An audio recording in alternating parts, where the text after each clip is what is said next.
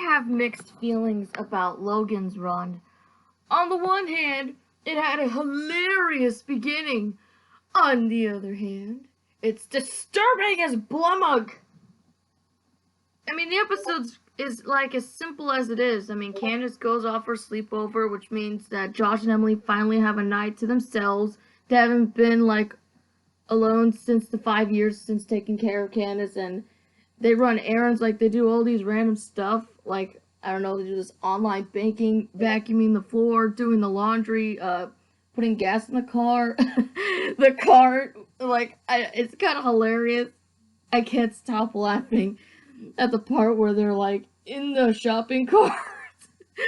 And the fact that they have Turned Down for What playing in the background, a song that I highly despised, is actually used in this episode to a hilarious scene. It's just, I cannot stop laughing at it.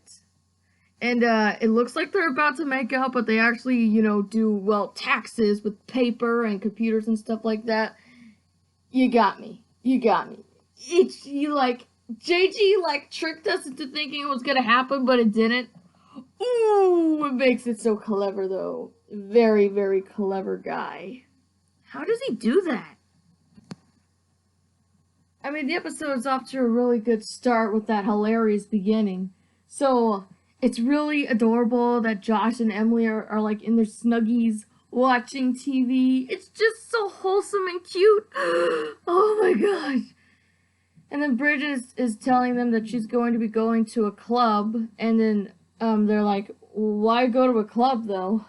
And Bridget's like, so that way we don't want to prove to people that we're old, because they're in their 30s. At first they're a little bit hesitant, but then they decide to go for it.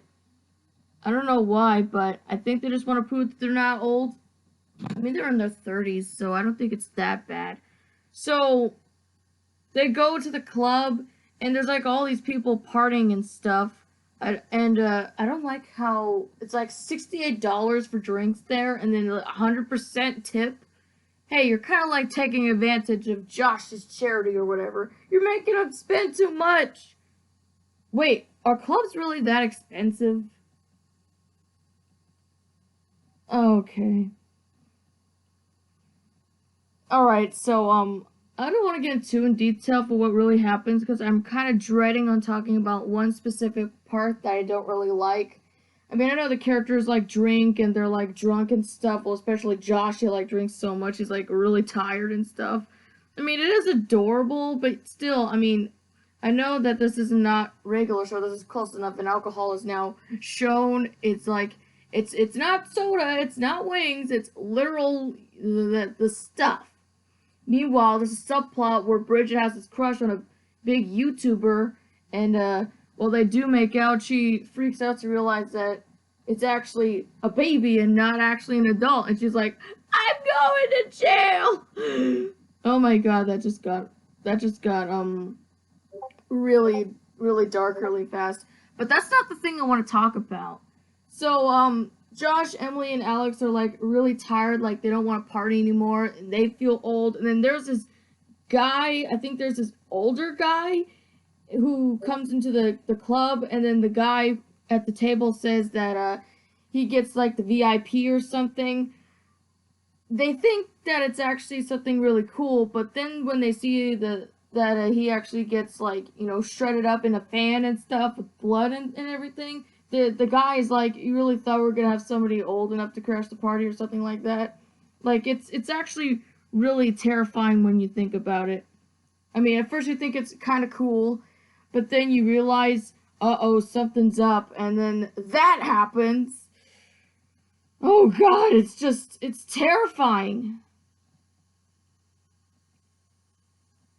I mean, if you're over the age of 30 and you get executed, that just gets dark really fast. And not to mention that there's like a checklist of how many irrelevant persons are killed off, and then Josh, Emily, and Alex are freaking out because they don't want to die, and they're over 30.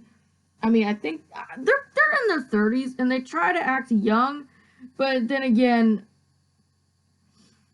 this is just this episode made my chest hurt really badly. Alex decides to make the foolish move and says that he remembers Blockbuster and that he is old, and just when he's about to be sacrificed, Josh comes in to rescue him because he says there's so much to life that you're going to be missing out on. And so he decides that it's not worth it, and so they're able to be free. But then there's a twist. You know that guy, the guy at the counter who just had that one guy executed, made a reference to Logan's Run, a movie from 1976. And then Alex is like, how old are you? And also the reason why the pub is called, the club is called Logan's. He actually sees that it's actually a wig, and the guy is actually an old man. And Alex is like, this guy's pushing 50! What a twist! I mean, I didn't see that coming. I had no idea. And so all those 21-year-olds start beating up on the old guy, and then the gang just gets pancakes for the rest of the day, for the night out, I guess. It's kind of hard to talk about this episode because it's just weird seeing it had a hilarious beginning, but it got dark really fast. And I guess having pancakes at the end kind of made up for it.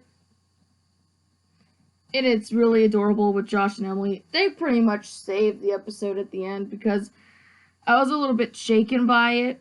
But it's overall okay. I mean, I don't have really anything that bad to say about it. Really, I don't. I don't know what kind of rating to give this episode. Maybe a 7 because I didn't like how dark it got. And the fact that Bridget actually made out with a minor is just really... This is before the execution thing happened, so maybe I shouldn't have talked about that before I got to the... whatever. At least I got that episode out of the way. So with that out of the way, we move on to Room Parents. Is it me, or does this episode feel very similar to an episode of Regular Life? Now, I know what you're thinking. Why are you saying Regular Life? Just hear me out. Although I know that this episode is about Candace's teacher trying to find some room parents and Josh volunteers, it doesn't seem... I mean, it gets kind of gruesome when there's, like, a lot of chaos going on. Like, they don't want to be in this meeting anymore, like, the adults, and there's, like... It gets really violent. He has no idea that he's volunteered for it. But there's this other woman who decides to volunteer, and they both decide to be room parents. Sounds simple enough, and I cannot get how hilarious Josh looks in that one frame. His chin! He's using his chin! It's just so adorable! Okay, I'm sorry. Now you're probably thinking, what does this have to do with referencing a Regular Life episode? Okay, so hear me out. This woman, Nikki, I kind of see what she's trying to do, and Emily kind of sees it too. Like, she thinks that the two are actually dating when they're supposed to be doing, like, volunteer and stuff. Like, she and Pearl go in the spy van to see what they're doing, and it looks like, to some point, that Nikki's probably gonna seduce Josh, kind of like how Carmen tried to seduce Jeremy in Deception, episode 29 of Regular Life. So I guess I see some references here and there. They're not as subliminal in Room Parents. Deception still kind of ties in a little bit of what's been going on. I mean, you get what I'm saying? I mean, it's worth reading the episode to find out for yourself. Both Nikki and Carmen are kind of like, literally kind of the same character, except RL isn't as explicit as Close Enough. Oh, did I forget to mention that Crazy on You by Heart plays in this episode? You don't know how long I've been waiting for that song to play. I've heard it on the radio a lot of times on 104.3 The Hippo. I love that song. And to see that happening during the montage with Josh and Nikki that's just the icing on the chocolate cake. And Josh actually kind of singing the lyrics a little bit. It's just, oh god. Well, Emily thinks that Nikki is trying to date Josh, and though he actually puts the pieces of the puzzle together, he actually agrees in with saying that he doesn't want to be room parents anymore. So they go to the house, and then and Nikki's there, Emily's there as well, and she takes it really lightly. But then I see something's not up, really. And then Josh sees her son Billy watching the TV, and it takes a really disturbing type of turn when Josh is like, "Wait a minute, why does your arm feel like it's filled with straw?" Oh my God, Billy's dead. Hey, I would act like that too if I saw some boy filled with straw when it's not really a real boy; it's just a scarecrow. Why does Josh act like me? I see a little bit of myself into Joshy boy. Oh, and big surprise! It turns out Nikki wasn't just there to volunteer and stuff, and she's been doing like the scam, like from Santa Maria to Santa Clara. Wait a minute, why is Santa Maria sent in the episode? Oh God! That literally means my hometown takes on a whole new meaning if it's close enough. So yeah, Emily and Josh are tied up, and Nikki's going to like go to that fundraiser thingy.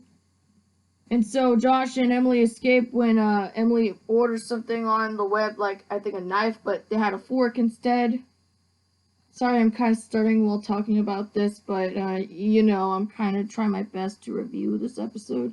So Nikki and Josh fight it out, and he actually outsmarts her, because she thinks that she has the money when he has the money, and all she has is a scarecrow. And with that act of bravery, it turns out that Candace's teacher, I think his name, I know he's a name, like I think Timothy something. I'm just gonna call him Candace's teacher. Promotes Josh to be room parent for life, and Josh isn't comfortable with that situation or decision. He's like, but that can't be legally. But then Timothy's like, it's legally binding. Okay, that just what? Okay, so that's room parents. I don't know what to say. I mean, I was a little bit curious, and I wanted to see how this whole thing was going to go down, and, well, it didn't 100% be exactly like Regular Life Episode 29, Deception. It did have a few things in there that I kind of pinpointed out. I'm like, still, I don't know if this is intentional, or whether or not J.G. Quintel actually checked out Deception at the time. I could be wrong about this, but it just feels vaguely similar to Deception. I mean, honestly, when you kind of put those things together, there's definitely some things you're going to pinpoint in that episode that feel very similar to Regular Life's Deception. Like, I can totally see that, and if you guys haven't read Deception, I suggest you probably read that of Regular Life, but if not, I mean, you don't have to if you don't want to. I'm just saying. I think I just want to move on to Skate Dad so badly because I really want to review that episode. So, Room Parents gets an 8 out of 10. If you're wondering about the other ratings, I would give Quilty Pleasures 7 out of 10. I would have gave it a 6 because they killed off Bird Josh, but I hope he comes back. The Perfect House, 8 out of 10. I do like the Full House reference. And I do like how Josh jumped in the pool during the open house and that guy was on spikes, the guy trying to sell the house to other people. As well as him being just adorable in general in that episode. Logan's Run, 7 out of 10. I like the hilarious beginning, but the episode kind of took a darker type of turn. Is this really a reference to, like, a movie from the 19 whatevers? Because it's not really convincing me. And Room Parents, 8 out of 10. That's all I got right now. I really, really, really, really, really, really, really, for really, realsies want to get to Skate Dad. Because that one is my favorite of the whole season. And probably the whole series, at least until the canine guy kind of takes its crown, like it does to most episodes. So, I got Skate Dad to do laters.